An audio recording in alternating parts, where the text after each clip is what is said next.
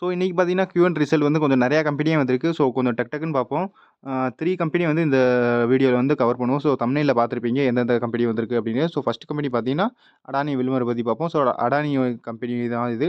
So Adani வந்து இதில் 33% வந்து கான்ட்ரிபியூட் பண்ணுறாங்க. அப்புறம் வில்மர் வந்து கிட்டத்தட்ட 42-47 கிட்ட பெர்சன்டேஜ் வந்து இவங்க ஷேர் வச்சுருக்காங்க. ஸோ அடானி வில்மர் பார்த்தீங்கன்னா முன்னாடி அடானி வில்மர் அப்படின்னு பேர் இருந்துச்சு. ஸோ இப்போ வந்து ஷேர் மார்க்கெட்டில் பார்த்தீங்கன்னா AWL அக்ரி பிஸ்னஸ் அப்படின்னு பேர் மாற்றிருக்காங்க. ஸோ இவங்க வந்து எதில் வேலை செய்கிறாங்க அப்படின்னு பார்த்தீங்கன்னா கன்சியூமர் ப்ராடக்ட்ஸ் அதாவது ஹோம் ப்ராடக்ட்ஸ் ஃபுட் அண்ட் பிவரேஜஸில் இவங்க கொஞ்சம் வேலை செய்கிறாங்க. ஸோ மெயின் பிஸ்னஸ் இவங்களோட என்னது அப்படின்னு பார்த்தீங்கன்னா நம்ம ஃபுட்டில் யூஸ் பண்ணுற ஆயில், நம்ம அந்த சமைக்கிறதுக்கெல்லாம் எது யூஸ் பண்ணுவோமே அந்த ஆயில் தான். ஸோ ஃபார்ச்சூனுங்கிறது அவங்களோட பிராண்டு, கொஞ்சம் பெரிய பிராண்டு தான். இவங்க இந்த ஆயிலை வச்சு தான் கொஞ்சம் நிறையா பிஸ்னஸ் பண்ணுறாங்க. மற்ற ப்ராடக்ட்ஸ்லாம் இருக்குது, பட் ஃபார்ச்சூன் ஆயில் தான் கொஞ்சம் ஃபேமஸ் ஆனது. ஸோ வாங்க ரிசல்ட் என்னன்னு பார்ப்போம். ஸோ இப்போ பார்த்தீங்கன்னா நம்ம வந்து அஃபிஷியல் பிடிஎஃப்ல வந்துட்டோம். ஸோ பிடிஎஃப் வந்து பார்ப்போம் ரிசல்ட் எப்படி வந்திருக்கு அப்படின்னு. ஸோ அதுக்கு முன்னாடி வந்து ஒரு சின்ன விஷயம் என்ன தெரிஞ்சுக்கணும் அப்படின்னு பார்த்தீங்கன்னா, ஸோ இப்போ வந்து அடானி வில்மர் அப்படிங்கிறது முன்னாடி இருந்துச்சு பேர். ஸோ பாருங்கள் அடானி வில்மர் லிமிடெட் இருந்துச்சு. ஸோ அதை மாற்றிட்டு என்ன பண்ணிட்டாங்க அப்படின்னு பார்த்தீங்கன்னா AWL அதாவது அடானி வில்மர் லிமிடெட் அப்புறம் AWL அப்படியே வச்சுட்டு அக்ரி பிஸ்னஸ் லிமிடெட் அப்படின்னு பேர் மாற்றிருக்காங்க அடானி வில்மரை. ஸோ இதான் இங்கே நடந்திருக்கு. ஸோ வாங்க ரிசல்ட்டுக்குள்ளே போவோம். ஸோ ரிசல்ட் பாருங்கள், இது வந்து எப்படி க்ரோர்ஸில் கொடுத்துருக்காங்க. ஸோ க்ரோர்ஸில் தான் இருக்குது. ஸோ அடுத்து என்னன்னு பார்ப்போம். ஸோ டோட்டல் இன்கம் பாருங்கள் எவ்வளோ வந்திருக்குன்னு. ஸோ டோட்டல் இன்கம் வந்து ஸோ இது வந்து Q1 இப்போ இருக்கிறது, இது வந்து Q4. ஸோ அடுத்து வந்து இது Q1. ஸோ ரிசல்ட் எப்படி இருக்குது அப்படின்னு பார்ப்போம். ஸோ டோட்டல் இன்கம் பார்த்தீங்கன்னா 14,207 crore இருந்து 17,264 crore. So plus year on year பார்த்தீங்கன்னா ப்ளஸில் இருக்குது. ஸோ அடுத்து 18,281 17,264. ஸோ குவார்டர் ஆன் குவார்டர் வந்து கொஞ்சம் டவுனாக இருக்குது, நெகட்டிவ் அப்படின்னு சொல்லுவோம். ஸோ அடுத்து எக்ஸ்பென்ஸ் பாருங்கள். ஸோ எக்ஸ்பென்ஸ் எவ்வளோ வந்திருக்கு அப்படின்னு. ஸோ எக்ஸ்பென்ஸ் பார்த்தீங்கன்னா 13,718 16,954. ஸோ எக்ஸ்பென்ஸும் கூடியிருக்கு. ஸோ ஆப்வியஸ்லி ரெவன்யூ கூடனா எக்ஸ்பென்ஸ் கூட தான் செய்யும். பட் ப்ராஃபிட்டில் தான் என்ன ஆகுச்சு அப்படின்னு பார்க்கணும். ஸோ அதே மாதிரி 18,000 16,000 குறைஞ்சிருக்கு. ஸோ ரெவன்யூவும் குறைஞ்சிருக்கு குவார்ட்டர்லி, அடுத்து எக்ஸ்பென்ஸும் குவார்ட்டர்லி குறைஞ்சிருக்கு. ஸோ ப்ராஃபிட் எவ்வளோ அப்படின்னு பார்ப்போம். ஸோ டேக்ஸ் எல்லாம் அது இதுன்னு கழிச்ச பிறகு எபிட்டா எல்லாம் கழிச்ச பிறகு பார்த்தோம்னா final profit for the period அப்படின்னு இருக்கும். So profit for the period எவ்வளோ அப்படின்னு பார்த்தீங்கன்னா, ஸோ இங்கே இருப்பாருங்க profit for the period. So year on year பார்த்தீங்கன்னா குறைஞ்சிருக்கு. 313 237 வந்திருக்கு. So minus year on year. அடுத்து குவார்டர் ஆன் குவார்டர் வந்து 190 237. ஸோ ப்ளஸ் அப்படின்னு சொல்லலாம் quarter on quarter. So profit வந்து குவார்டர் ஆன் குவார்டர் கூடியிருக்கு, இயர் ஆன் இயர் வந்து குறைஞ்சிருக்கு. ஸோ ப்ராஃபிட்டும் ரெவன்யூ மட்டும் தான் எப்பயுமே பார்ப்போம். ஸோ ரெவன்யூ எப்படி வந்திருக்கு, ரெவன்யூ பார்த்தீங்கன்னா குவார்டர் ஆன் குவார்டர் வந்து குறைஞ்சிருக்கு. ஜூன்லேருந்து இந்த இயர் ஆன் இயர் கூடியிருக்கு. ஸோ கொஞ்சம் மிக்ஸ்டு ரியாக்ஷனாக இருக்குது. பட்டு மைனஸ் தான் கொஞ்சம் அதிகமாக தெரியிற மாதிரி இருக்குது. ஏன்னா ப்ராஃபிட் தான் ரொம்ப முக்கியமாக பார்ப்பாங்க. ஸோ ப்ராஃபிட் வந்து குறைஞ்சிருக்கு. குவார்டர் ஆன் குவார்டர் மட்டும் தான் கூடியிருக்கு. பட் இயர்லி வந்து குறைஞ்சிருக்கு. ஸோ அவங்க மெயின் பிஸ்னஸ் என்ன அப்படின்னு பார்த்தீங்கன்னா எடிபிள் ஆயில் தான். So edible oil segment wise revenue பாருங்கள். ஸோ செக்மெண்ட் வைஸ் ரெவன்யூவில் எடிபிள் ஆயில் வந்து 13,414 crore வந்து இதான் வந்து கான்ட்ரிபியூட் பண்ணுது. ஸோ 13,414 crore வந்து எடிபிள் ஆயில், அந்த ஃபார்ச்சூன் ஆயில் அப்படின்னு நம்ம பார்த்தோம்ல. ஸோ அதான் வந்து மெயின் பிஸ்னஸ் பண்ணுது இங்கே. ஸோ அடுத்து என்ன கம்பெனி அப்படின்னு பார்த்தீங்கன்னா GM Breweries. ஸோ இவங்க வந்து ஆல்கஹால் கம்பெனி. ஸோ ஆல்கஹால் கம்பெனியில் பார்த்தீங்கன்னா இவங்க தான் கிங்கு. ஸோ கிங்குனா எல்லாத்துலேயும் கிங் இல்லை, அதாவது லோக்கல் சரக்கு கண்ட்ரி லிக்யூர் அப்படின்னு சொல்கிறாங்க பார்த்தீங்களா. ஸோ கண்ட்ரி லிக்யூர் அப்படின்னா லோக்கல் சரக்கு. ஸோ லோக்கல் சரக்கை வந்து மேனுஃபேக்சர் பண்ணி இவங்க விற்கிறாங்க. ஸோ இந்த லோக்கல் மேனுஃபேக்சரிங்கில் இவங்க தான் கிங்கு.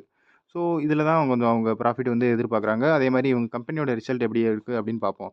ஸோ அதுக்கு முன்னாடி வந்து ஒரு லுக்கு பார்த்துக்கோங்க. என்ன லுக்குனா இவங்களோட சரக்கு எப்படி இருக்குது அப்படின்ட்டு. ஸோ ஹிந்தியில் பார்த்தீங்கன்னா GM அப்படின்னு எழுதியிருக்காங்க. ஸோ இதான் இந்த மாதிரி தான் அவங்களோட இது இருக்கும் சரக்கு பாட்டிலு. ஸோ வாங்க ப்ராஃபிட் எவ்வளோ, ரிசல்ட் எவ்வளோன்னு பார்ப்போம். ஸோ இதான் அவங்களோட பிடிஎஃப். ஸோ என்ன ரிசல்ட் வந்திருக்கு அப்படின்னு பார்ப்போம். ஸோ அதுக்கு முன்னாடி வந்து இங்கே ருபீஸ் இன் லேக்ஸ்ன்னு போட்டிருக்காங்க.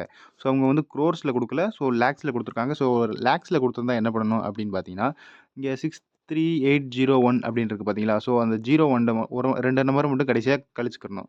ஸோ 638 crore அப்படின்னு வைக்கணும்.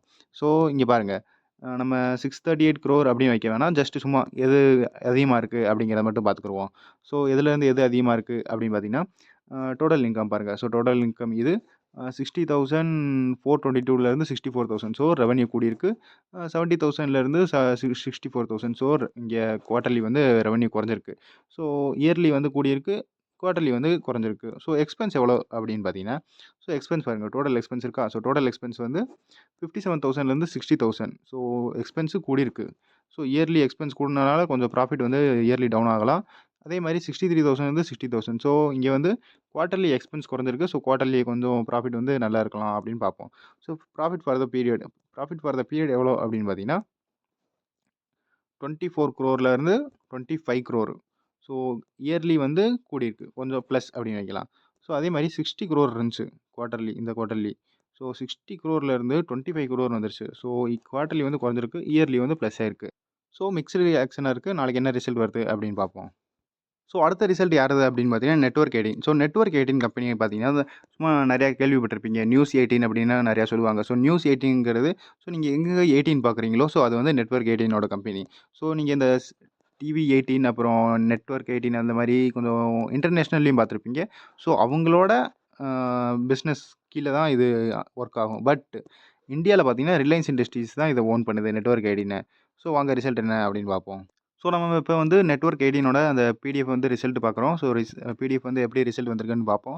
ஸோ அதுக்கு முன்னாடி வந்து அவங்க வந்து கிளியரா வந்து அப்லோட் பண்ணல பிடிஎஃப்ப. கொஞ்சம் பிடிஎஃப் வந்து கிளியரா இல்லாதனால கொஞ்சம் அட்ஜஸ்ட் பண்ணிக்கோங்க. ஸோ வாங்க வந்து ஃபர்ஸ்ட்டு டோட்டல் இன்கம் பார்ப்போம். ஸோ டோட்டல் இன்கம் பார்த்தீங்கன்னா, 30 ஜூன் வந்து 3,292 crore 478 crore சரியா அடி வாங்கியிருக்கு.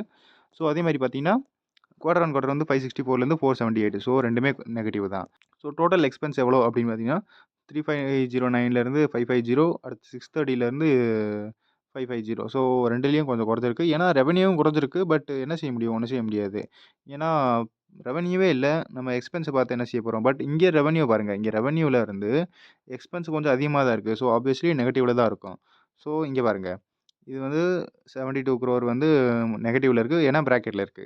ஸோ பட் இன்னொரு நீங்க என்ன என்ன யோசிக்கணும் அப்படின்னு பார்த்தீங்கன்னா, அ இவங்க வந்து அசோசியேட் அண்ட் ஜாயிண்ட் வென்ச்சர் அப்படின்னு வச்சிருக்காங்க. ஸோ ஜாயிண்ட் வென்ச்சர்னா இவங்க வேற வேற கம்பெனி கூட வந்து பார்ட்னர்ஷிப் போட்டு அதுலேருந்து கொஞ்சம் ப்ராஃபிட் வந்துச்சுன்னா, ஸோ இதுலயும் அவங்க வந்து சேர்த்துக்கலாம். ஸோ அதில பார்த்தீங்கன்னா, ஷேர் ஆஃப் ப்ராஃபிட் வந்து 70 crore வந்து இங்க ப்ராஃபிட் வந்திருக்கு. ஸோ இங்க வந்து என்னாச்சு இந்த 70 crore ப்ராஃபிட் கிடைச்சனால 1 crore வந்து இப்ப நெகட்டிவ்ல இருக்கு. ஸோ அடுத்து என்ன ஆகும் அப்படின்னு பார்த்தீங்கன்னா, அடுத்து வந்து நீங்க எக்செப்ஷனல் ஐட்டம் இங்க வந்து வித்திருக்காங்க. எக்செப்ஷனல் ஐட்டம் அப்படின்னா, அவங்களோட கம்பெனியோட ஏதாவது அசெட் இந்த மாரி ஏதாவது ஒரு ஐட்டம் இருக்கும். ஸோ அவங்க அந்த ஐட்டம் வந்து ஏதாவது ஒண்ணு வித்திருக்காங்க 150 crore.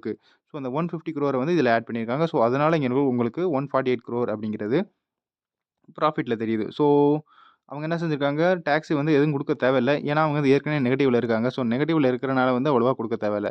ஸோ இந்த எக்செப்ஷனல் ஐட்டம் எக்ஸ்ட்ரா வித்தனால மட்டும் தான் இப்போதைக்கு பார்த்தீங்கன்னா, so profit for the period அப்படின்னு இருக்கு பாருங்க. ஸோ 148 crore வந்து அவங்க பாசிட்டிவ்ல இருக்காங்க. ஸோ அதாவது ஆ ப்ராஃபிட்ல வந்து இப்போ ப்ளஸ்ல வந்திருக்கு. மத்ததெல்லாம் பார்த்தீங்கன்னா, பிராக்கெட்ல தான் இருக்கு. நெகட்டிவ்ல இருக்கு. ஸோ 195 -195ல இருந்து +148 29ல இருந்து +148 பட் இது வந்து கணக்கு எடுக்கக்கூடாது. ஏன்னா வந்து அவங்க வித்திருக்காங்க ஒரு பொருள. அந்த பொருள வித்தது தான் அவங்க வந்து காசு சம்பாரிச்சுருக்காங்க. அவங்க பிசினஸ் செஞ்சு ப்ராஃபிட்ல வரல. ஸோ இங்க இபிஎஸ் பாருங்க. ஸோ இபிஎஸ் என்ன சொல்லுது அப்படின்னு பார்த்தீங்கன்னா, இயர்னிங் பெர் ஷேர் அப்படின்னு பாருங்க. ஸோ அவங்களே வந்து வித்தியாசமா காமிச்சிருப்பாங்க.